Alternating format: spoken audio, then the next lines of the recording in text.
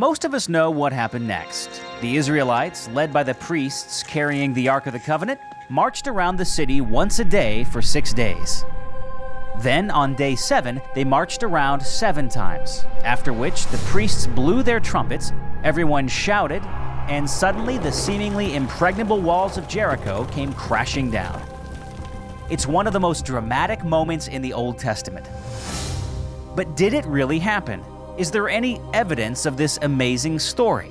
For many years, due to the research by the famous archaeologist Kathleen Kenyon, the answer was no.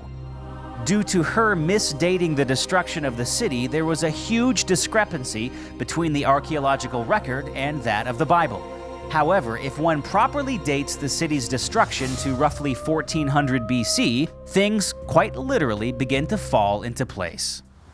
Now, I'm standing in front of this lower part of a retaining wall in the ancient ruins of Jericho. Now, this part of the retaining wall, this lower part, you can see is built out of these huge rocks. Now, up above it would have been built out of a reddish mud brick.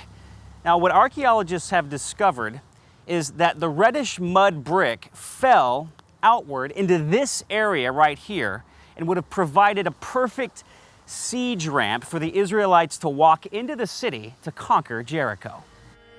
Now, did you get that? Archaeologists have uncovered the remains of mud brick walls, which had been supported by a stone retaining wall. These mud brick walls had fallen outward and created a ramp of sorts up into the city. This evidence is what we'd expect to find after reading the Joshua 6 account.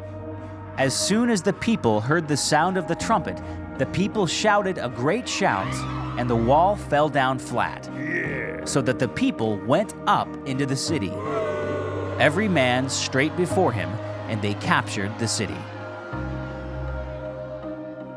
Now, the book of Joshua says that the Israelites burned the city of Jericho, and archaeological excavations here have revealed abundant evidence that this city was indeed destroyed by a huge and purposeful fire. In fact, a layer of ashes exists over 3 feet thick that you can clearly see in this area behind me.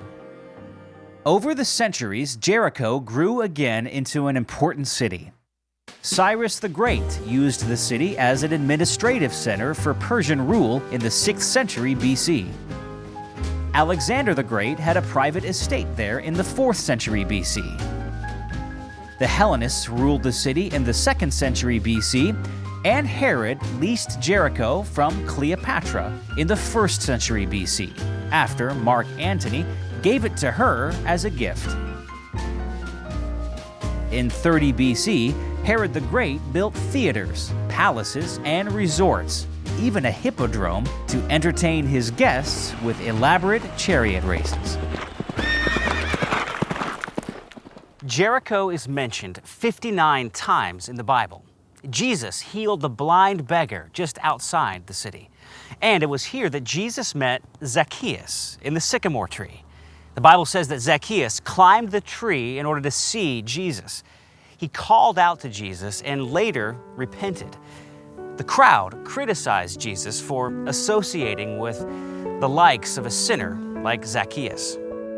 The Bible records how Zacchaeus repented and changed his ways. Then Jesus said, "Today salvation has come to this house, because this man too is a son of Abraham. For the Son of Man came to seek and to save what was lost." It's a small story only recorded in one gospel, but it is one of the most famous moments in the life of Jesus, and it happened right here in Jericho. Jericho represents in many ways the very Christian idea that no one, not a prostitute nor a tax collector, is beyond the reach of God, even in Jericho.